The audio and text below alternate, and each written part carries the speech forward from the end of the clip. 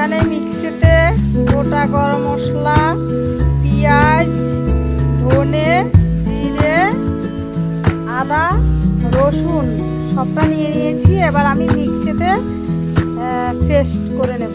এবার দিয়ে দিলাম জিরে। এখানে সিদ্ধ করা এই আলুটা দিয়ে দিলাম।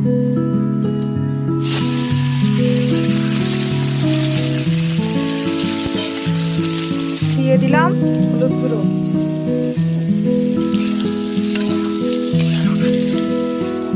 আলুগুলো সুন্দর মতন লাল লাল করে ভাজা হয়ে গেছে। এবার আমি তুলে নেব। তেলে আর একটু তেল দিয়ে দিলাম। এর মধ্যে দিয়ে দিলাম কটা তেজপাতা, কটা শুকনো লঙ্কা দিয়েছি, আর গোলমরিচ আর দারচিনি দিয়ে দিলাম।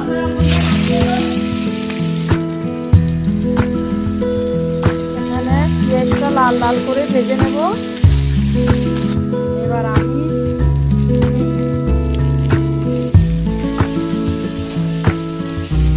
দিয়ে দেব পরিমাণ মতন লবণ, তারপরে দিয়ে দেব লঙ্কার গুঁড়ি,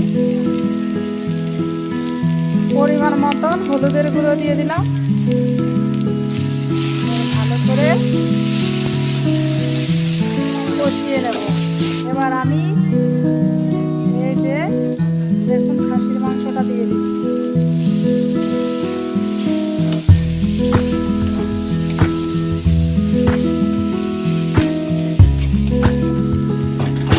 ভেজে রাখা আলুটা দিয়ে দিলাম।